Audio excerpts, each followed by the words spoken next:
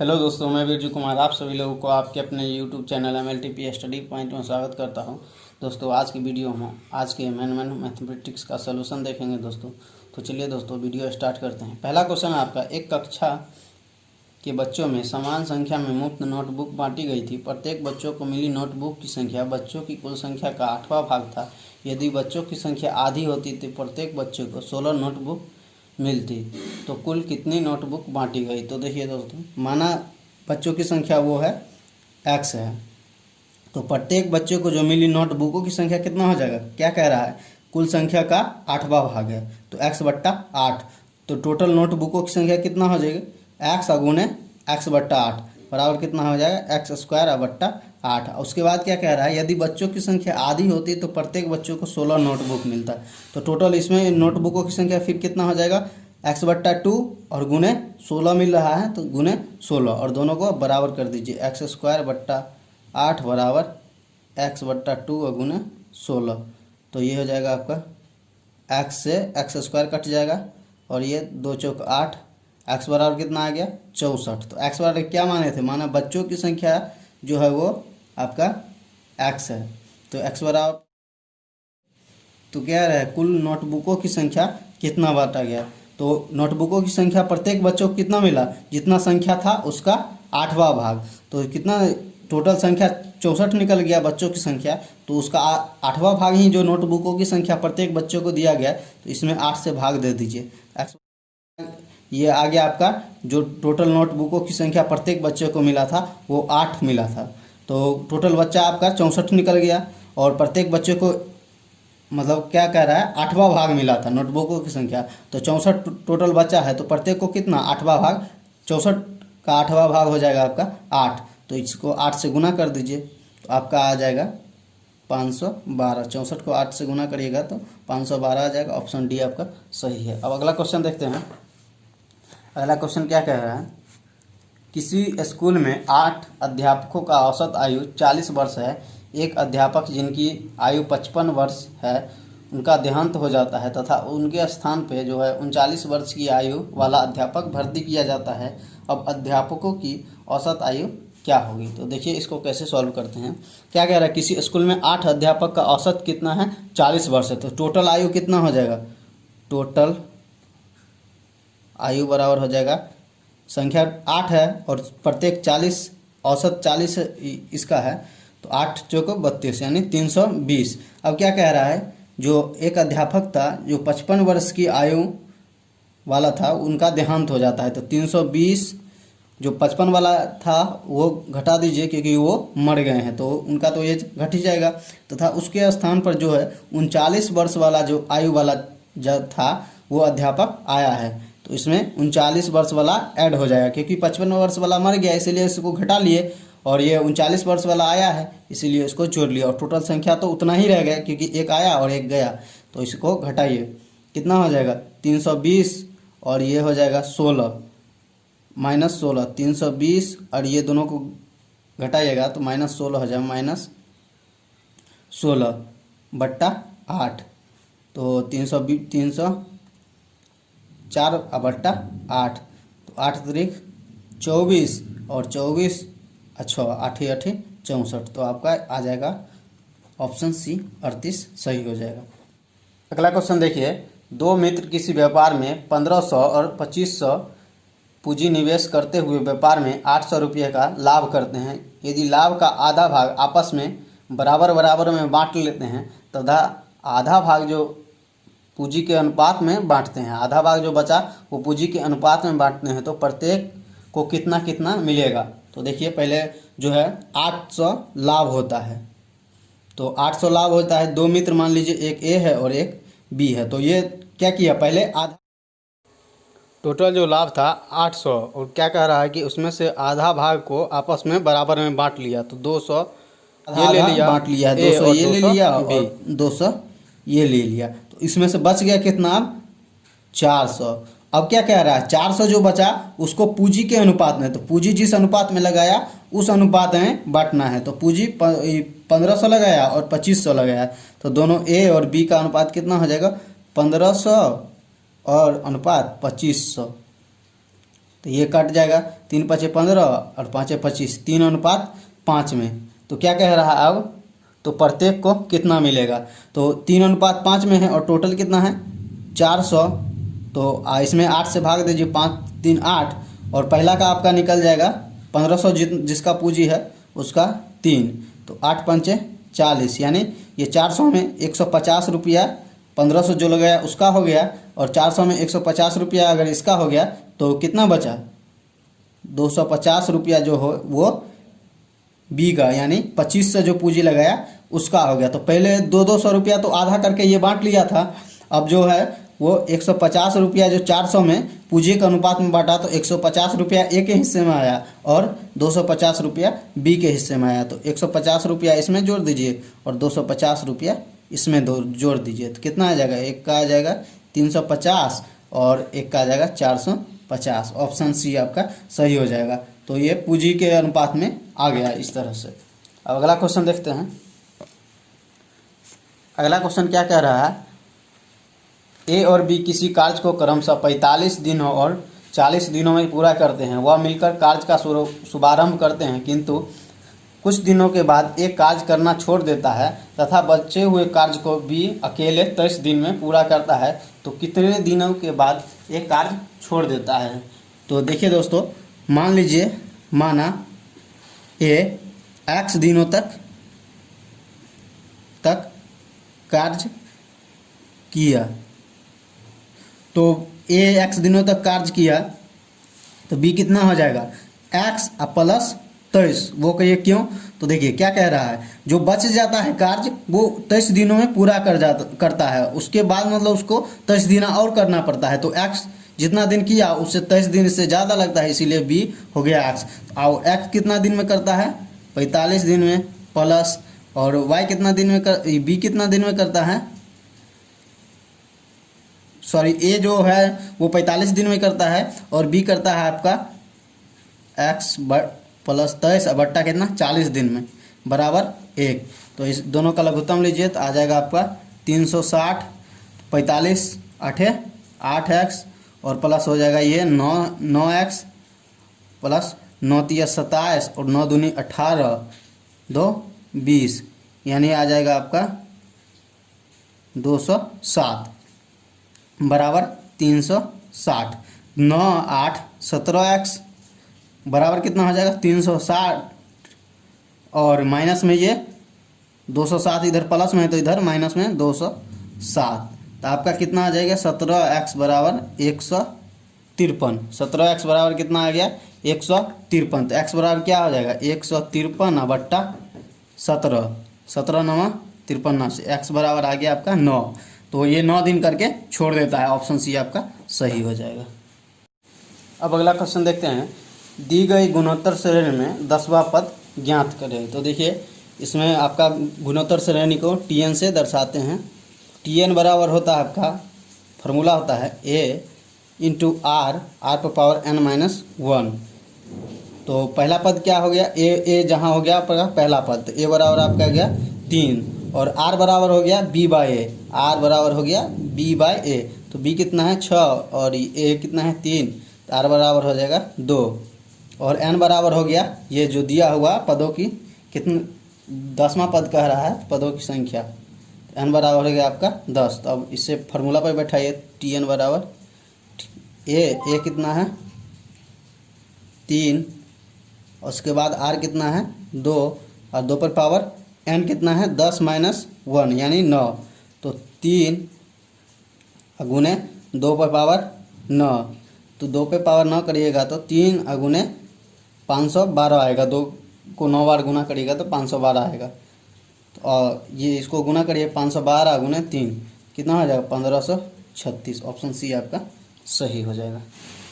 अगला क्वेश्चन देखिए दोस्तों, 2 रेलगाड़ियाँ एक ही समय पर स्टेशन ए तथा बी से एक दूसरे की ओर क्रमशः 36 किलोमीटर प्रति घंटा तथा 42 किलोमीटर प्रति घंटा से चली। जब वह मिली तो यह पाया गया कि एक रेलगाड़ी दूसरे से 48 किलोमीटर अधिक चली है, तो दोनों स्टेशनों के बीच की दूरी क्या होगी।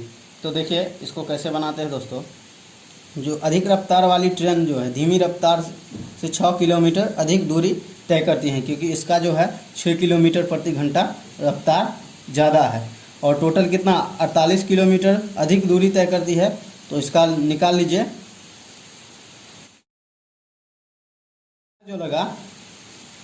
समय जो लगा वो, इसलिए समय बराबर कितना होगा, टोटल दूरी और बट्टा इसका कितना चाल। तो टोटल दूरी 48 किलोमीटर है और चाल 6 किलोमीटर इससे अधिक है, इसीलिए इसी से समय निकालेंगे। तो 8 घंटा आपका समय निकल गया। समय बराबर हो गया आपका 8 घंटा। अब जो होगा दोनों स्टेशन के बीच की दूरी जो होगा दोनों गाड़ियों द्वारा जो होगा वो 8 घंटे में तय की गई दूरी। तो पहले का चाल कितना है, 36 गुने 8 प्लस उसके 42 गुने 8 बराबर कितना हो जाएगा, 288 प्लस 336। दोनों को जोड़िएगा तो आपका आ जाएगा 624 किलोमीटर। जो दोनों स्टेशनों के बीच की दूरी होगा वो 624 किलोमीटर होगा। यही आपका आंसर है। और इसको जो है एक ट्रिक के माध्यम से भी बनाते हैं दोस्तों, तो वो देख लीजिए। जो सबसे पहले इसका जो दूरी का जो अंतर है वो 48 किलोमीटर जो अधिक चली है, तो 48 लिख लीजिए और उसके बाद दोनों चाल को जोड़ दीजिए, 36 प्लस 42 गुना में, और बट्टा दोनों को अंतर कितना है 6, और इसका गुना कर दीजिए। 48 गुना कितना हो जाएगा, 6 2 8 और 4 3 7, कितना 78 हो जाएगा बट्टा 6, 8 6 48। अब 8 गुने 78 करिएगा तो आ जाएगा आपका 624। तो इस ट्रिक के माध्यम से भी बना सकते हैं और इससे भी बना सकते हैं।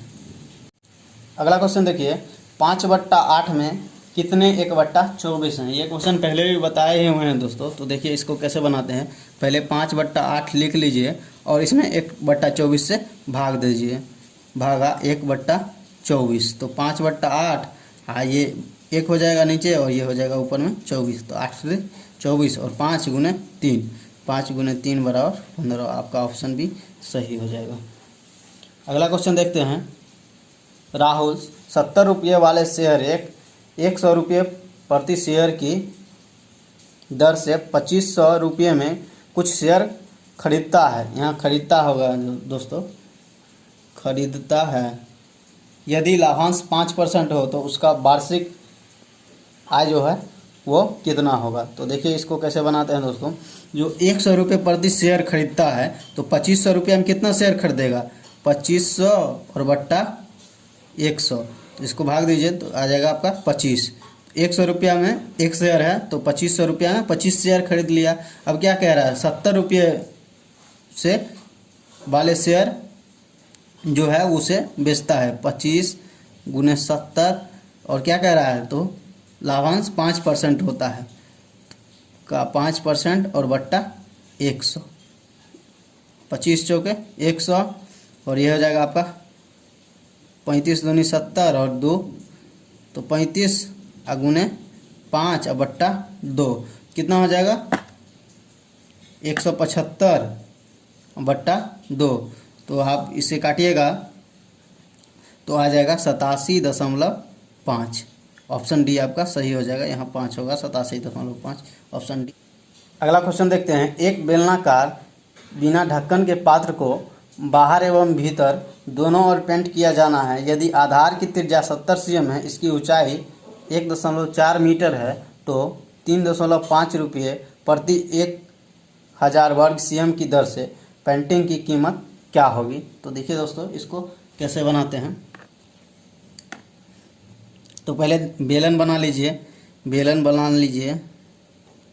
इस तरह का बेलन बनेगा। तो क्या कह रहा है, ये जो भीतरी सतह है ये भी, और ये जो बाहरी सतह है ये दोनों तरफ पेंट करना है, और ये इधर भी होगा और इधर भी होगा। तो इसका जो वक्रपृष्ठ क्षेत्रफल होगा वो क्या होगा, बेलन का वक्रपृष्ठ क्षेत्रफल क्या होता है, 2πr/h प्लस ये जो वृत्त है वो भी होगा πr²। और देखिए ये अंदर भी बाहर भी करना है और अंदर भी करना है, इसीलिए इसे 2 से गुना कर दीजिए। और वृत्त भी देखिए ऊपर भी है और नीचे भी है, इसीलिए पूरा जो है उसे 2 से गुना कर दीजिए। अब 2 गुने 2 गुने 22/7 गुने आर कितना है 70 cm और एच कितना है 1.4 मीटर। 1.4 मीटर है तो देखिए सीएम में यहाँ दर पूछ रहा है, सीएम में कितना होगा तो इसे भी सीएम में बदल लीजिए तो 100 से गुना कर दीजिए तो 140 आ जाएगा।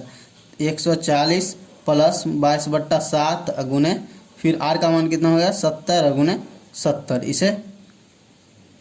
इसे कट जाएगा, ये 10 से कट जाएगा, उसके बाद 2 गुने ये 10 से कट जाएगा और इसे ये हो गया तो 22 गुने 2 गुने 22 गुने 110 गुने 140 प्लस 22 गुने 70 गुने 10 इंटू 2।